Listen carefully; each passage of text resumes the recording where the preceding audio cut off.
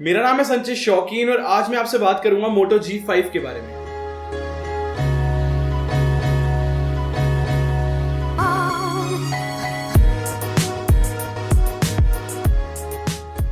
मैंने मोटो G5 के जितने भी रिव्यू देखे, क्या लोगों ने बहुत ज्यादा अच्छाई कर दी या बहुत ज्यादा बुराई। मैं आपको दोनों चीज बताऊंगा।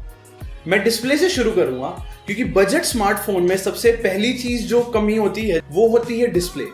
अब डिस्प्ले इस फोन की इतनी ज्यादा अच्छी है, 441 पिक्सल्स पर इंच वाली। आप इसी से आइडिया लगा लीजिए कि कितनी शार्प होगी। फुल HD डिस्प्ले हमें मिलती है, बहुत ही वाइब्रेंट डिस्प्ले है, मेरे हिसाब से बहुत अच्छी डिस्प्ले है। दूसरी मैं बात करना चाहूंगा ऐप इंस्टॉलेशन के बारे में। ऐप इंस्टॉलेशन बहुत ही मैटर करती है, मुझे तो बहुत ही ज्यादा मैटर करती है।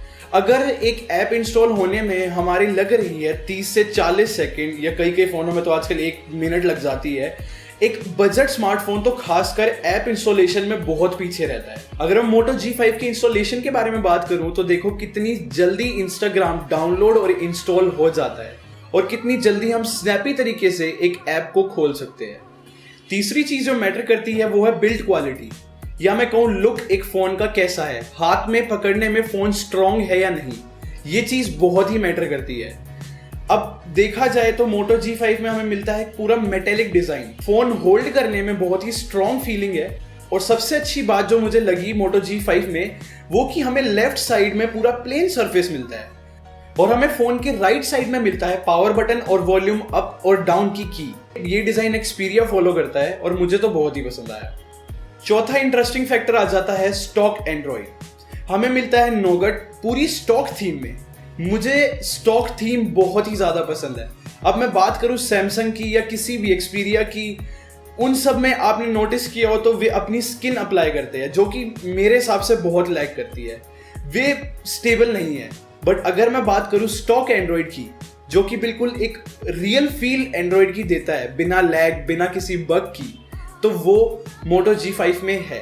पांचवी चीज जो मुझे मोटो G5 के बारे में बहुत पसंद आई कि हम बैटरी को मैन्युअली रिमूव कर सकते हैं और लगा सकते हैं। आजकल हमें ज्यादातर फोन में यूनिबॉडी मिलती है। यूनिबॉडी मतलब कि हमारी बैटरी पूरी चेसी के अंदर फिक्स होती है। अब मोटो G5 थोड़ा अलग चलता है, यहाँ से हमें मेटेलिक डिजाइन देने के साथ साथ ये हमें एक रिमूवेबल बैटरी का भी ऑप्शन देता है। अब जो छठी चीज जो मुझे मोटो G5 के बारे में पसंद आई कि वो हम डुअल सिम तो है ही फोन, प्लस हमें एक एक्सटर्नल SD कार्ड के लिए अलग से स्लॉट मिलता है। अब अगर मैं बात करूं दूसरे फोनों की, सैमसंग की, तो हम क्या मेमोरी कार्ड लगा सकते हैं या हम एक सिम लगा सकते हैं, बट मोटो यहाँ से अलग चलता है। मोटो ने 2 सिम के ऑप्शन दे दिए और अलग से एक्सटर्नल SD कार्ड का भी।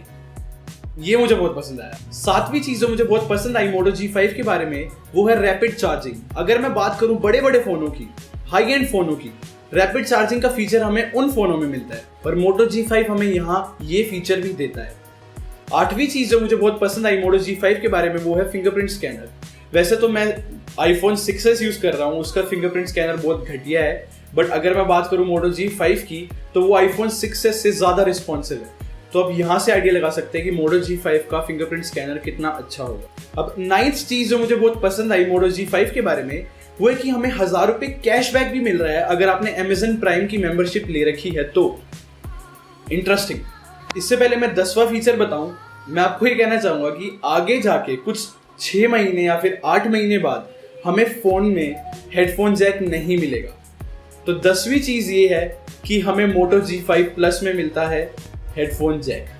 ये थी कुछ अच्छाई है इस फोन की, पर इस फोन में बहुत सारी कमियां भी है। सबसे पहली कमी जिसको मैं बताना चाहूंगा वो है बैटरी की। बैटरी बैकअप मोटो G5 का बहुत ही बेकार है। हमें इस फोन में मिलती है 2800 mAh की बैटरी। इतनी बड़ी बैटरी होने के बाद भी ये फोन अच्छा बैटरी बैकअप नहीं दे पाता। अब दूसरी कमी को मैं बोलूंगा इनकंसिस्टेंसी, मेल जोल नहीं है। 16 GB इंटरनल स्टोरेज के साथ हमें मिल रही है 3 GB रैम। क्या है ये? चौथी कमी मोटो G4 वाले समझ सकते होंगे कि कितने घटिया लेवल के ये लोग हेडफोन देते हैं बॉक्स के अंदर। ये लोग नहीं सुधरे। अपने हेडफोन खरीद के आना अगर आप मोटो G5 खरीद रहे हो तो।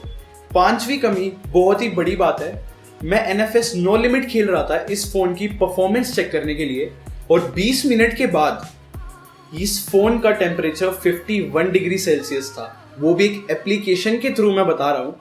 अगर मैं एक्सटीरियर टेम्परेचर बताऊं वो तो पता नहीं कितना हाई था। छठा इशू है इस फोन का स्पीकर। ये स्पीकर जो है फ्रंट की तरफ ज्यादा ध्यान देता है, मतलब फ्रंट फोकस स्पीकर है। अगर मैं ग्रुप में बैठकर एक गाना चला देता हूँ इस फोन में तो ग्रुप वाले नहीं सुन सकते। फ्रंट फेसिंग है। आखिरी में मैं आपको ये कहना चाहूंगा, अगर आपकी बहुत हैवी गेमिंग है, बहुत हैवी यूसेज है तो Moto G5 एक अच्छा ऑप्शन नहीं है। अगर आप एक नॉर्मल यूज के लिए फोन चाहते हैं तो Moto G5 बहुत ही अच्छा फोन है।